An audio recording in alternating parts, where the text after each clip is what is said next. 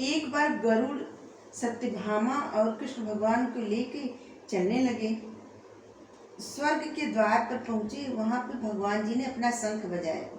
कृष्ण भगवान जी अपना बांसुरी और शंख दोनों, मतलब बांसुरी तो तभी बजाना छोड़ दिए थे जब वो राधा से दूर हुए, फिर शंख बजाने लगे।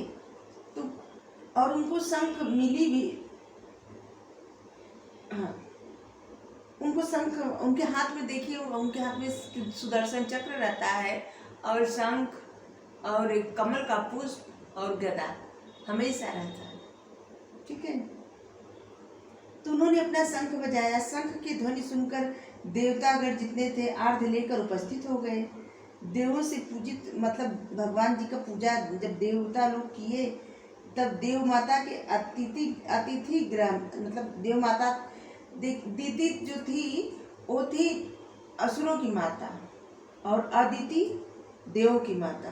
तो कृष्ण भगवान जी देव माता अदिति के गृह में जाकर दर्शन किए उनका, और नरकासुर के वध का सब हाल सुनाए कि कैसे नरकासुर का वध हुआ। इसके बाद अदिति बोली, हे कमल नयन, हे भक्तों के को अभयदान प्रदान करने वाले, हे भूतवाहन, हे सर्वात्मन, आपको नमस्कार है। अदिति माता ने भगवान जी को नमस्कार किया, भगवान जी का पूजन की। हे मन बुद्धि और गुण के रचयिता, हे गुण स्वरूप, हे त्रिगुणातीत, हे निद्वंद, हे शुद्ध सत्व, हे अंतर्यामी, आपको नमस्कार है। इस प्रकार के नामों से पुकार कर भगवान जी को नमस्कार की अदिति माता। हे ईश्वर, आप ब्रह्मा विष्णु और शिव रूप में सृष्टि की उत्पत्ति, पालन और संहार करते हैं। देवता, दैत्य, मनुष्य, नाग जो भी है सब प्रभु से ही है। सब कोई अगर समझे कि नहीं हम प्रभु से नहीं है तो ये तो असंभव है। यक्ष, किन्नर आदि सब आप ही हैं। चाहे जो हो, सभी इंसान, सभी जानवर, सभी पक्षी, पशु, कीट, मकोड़, मतलब कुछ भी हो, जितने जीव हैं, अनंत अनंत जीव हैं, सब में भगवान है, सब में। अगर कोई समझे कि भगवान से परे है कुछ, तो कुछ भी भगवान से परे नहीं है। मनुष्यों में मैं मेरा आदि भाव जो उत्पन्न होता है वो आपकी माया का रूप है। जो सब लोग कहते हैं मैं हूँ या मेरा है, ये नहीं सोचते कि सब कुछ प्रभु की इच्छा है और प्रभु से ही सब कुछ है। ये जो शरीर है, मन है, ये जो है, जो भी मिला है, ये जो सांसें चल रही हैं, ये जो धड़कन है, सब प्रभु से ही। अगर प्रभु न रहे तो क्या यह संभव है? कुछ भी संभव है।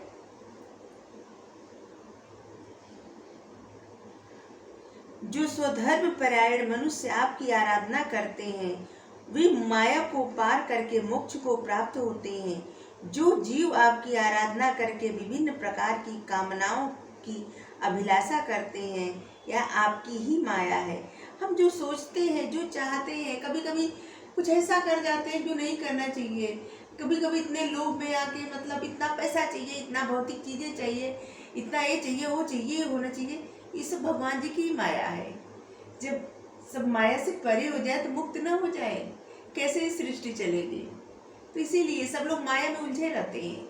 जैसे किसी के संतान रहती है, बच्चों को सब इतने पाल पोस कर, इतनी मतलब कष्ट सह के बच्चों को जो बड़ा करते हैं, और बच्चे अपने माता पिता को घर से हटा निकाल देते हैं, फिर भी उनके माता पिता अपने बच्चों का मोह नहीं त्याग पाते,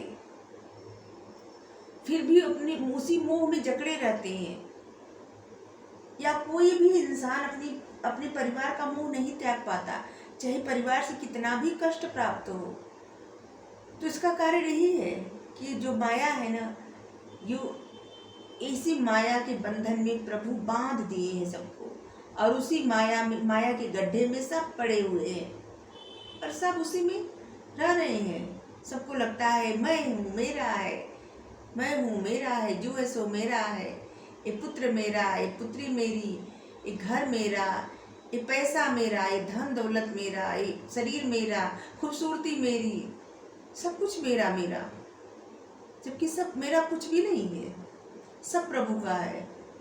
और जिस दिन एक बात जान ले, इसका ज्ञान हो जाए, तो फिर किसी चीज़ की इच्छा नहीं रहेगी, फिर सब कुछ नश्वर हो जाएगा, सब कुछ किसी काम का नहीं रहेगा। और इसी माया मोह में सब लोग बंधे पड़े हैं। ऐसा नहीं है, बहुत सारे लोग ऐसा है, जानते हैं कि ये कुछ भी मेरा नहीं है, फिर भी कहते हैं मेरा है, फिर भी सोचते हैं मेरा है, क्योंकि उस मेरे से, मैं से वो पीछा नहीं छुड़ा पाते और मेरा मेरा मेरा कहते रहते हैं।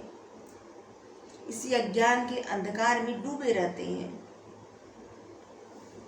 जो जीव आपकी आराधना करके विभिन्न प्रकार की कामनाओं की अभिलाषा करते हैं, यह आपकी ही माया है। जो हम प्रभु की पूजा करते हैं, प्रार्थना करते हैं और उनसे मांगते हैं, हे भगवान जी मेरी ये इच्छा पूरी कर दीजिए, मेरे बच्चों की इच्छा पूरी कर दीजिए, मेरे घर की इच्छा पूरी कर दीजिए, मेरे परिवार की इच्छा पूरी करिए, इनकी इच्छा उनकी इच्छा, ये करिए वो करिए, संसार में ये करिए, इनको करिए उनको करिए, हमें ये चाहिए इनको ये चाहिए। ये सब प्रभु की ही माया है। प्रभु की माया से ही हम सब मांगते हैं। बिना उनकी माया के कुछ भी संभव नहीं है, कुछ भी। हे जगन माया मोहकारी अव्यय प्रभु, आप प्रसन्न होइए और मेरे अज्ञान को नष्ट कीजिए। हे चक्रपाणी आपको नमस्कार है। हे शंखधर आपको नमस्कार है। शंख चक्र गदा हस्ते, शंख चक्र गदा और कमल का पुष्प लिए भगवान चक्रपाणी। हे शंखधर आपको नमस्कार है। अदिति द्वारा इस प्रकार स्तुति किए जाने पर श्री भगवान मुस्कुरा कर बोले, हे देवी तुम हमारी माता हो, तुम प्रसन्न होकर वरदायिनी हो। तब अदिति ने कहा, हे पुरुष सिंह तुम्हारी इच्छा पूर्ण हो, तुम मृत्यु लोक में सुर असुर से अजय होगे। तत्पश्चात सत्यभामा ने देव माता अदिति को प्रणाम करके कहा, हे माता आप प्रसन्न होइए। उससे अदिति ने कहा, हे सुंदरी मेरी कृपा से कभी तुझे वृद्धावस्था नहीं आएगी। हे श्री पराशर जी बोले, अदिति की आज्ञा से देवराज इंद्र ने कृष्ण का आदर सत्कार करते हुए पूजन किया, किंतु कल्प वृक्ष के पुष्पों से अलंकृत इंद्राणी ने उसे मानुषी समझकर वे पुष्प न दिए।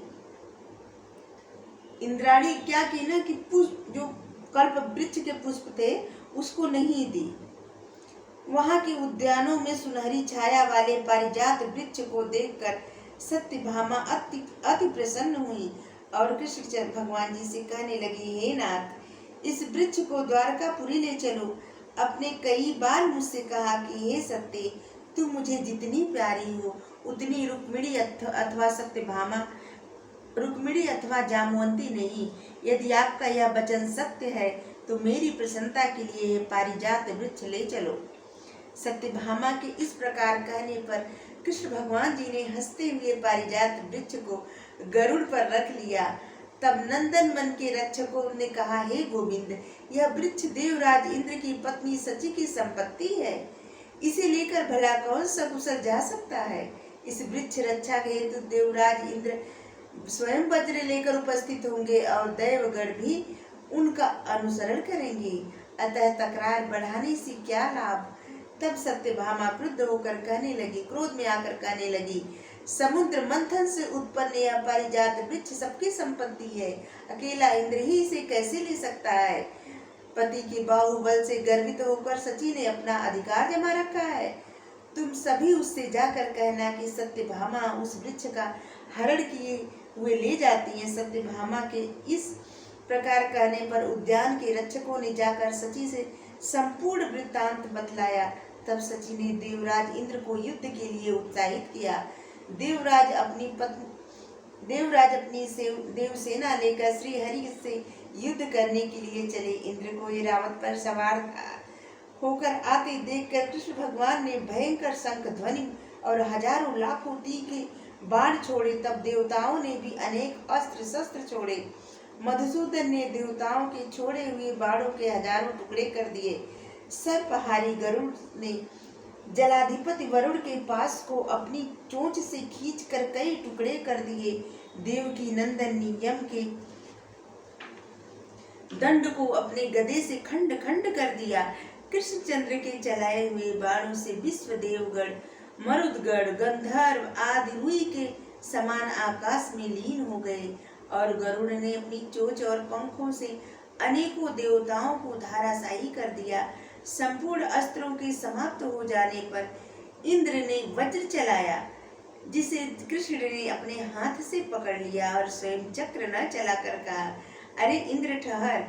इस तरह वज्र छिन जाने से अपने वाहन ऐरावत पर सवार होकर इंद्र भागने लगे।